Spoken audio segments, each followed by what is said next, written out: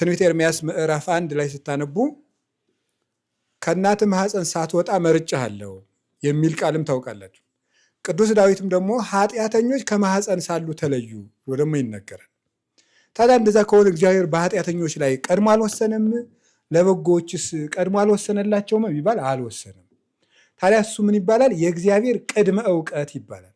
አንድ ሐኪም የሆነ ህመም የታመመን ሰው ይህ ሰው ከ3 ወር በኋላ ሊሞት ይችላል ብሎ ይናገራል።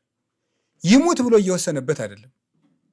ሊሞት ስለሚችል አንዳንድ ነገሮችን አዘጋጁ ብሎ ለቤተሰብ ቢናገር የህዋሳቱን ሁኔታ አይቶ ሊሞት የሚችልበትን እውቀቱን ተጠቅሞ ቀድሞ ተናገረ እንጂ ነገር ግን እሱ ሰውየው ይሙት ብሎ እየወሰነ አይደለም። እንደሱ ነው። አንድ የባህር ጉዞ ልምድ ያለው ሰው 9 ሰዓት አካባቢ ማዕበል ይነሳል ቢል እንደሚነሳ እውቀቱን ተጠቅሞ ተናገረ እንጂ ማዕበሉ የተነሳ ግን እሱ ስለተናገረ አይደለም።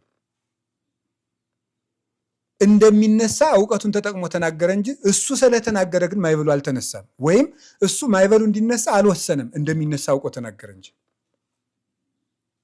አንድ ሰው ባልሆነ ሰዓት ዘር ሲዘራ አሁን የምትዘራው ዘር አይበቅልም፣ ወቅቱን አልጠበቅም ቢለው ያህል ሳይበቅል ቢሆን እሱ ስለተናገረበት አይደለም ያልበቀለው፣ እሱ እንደማይበቅል አውቆ ነው የተናገረ።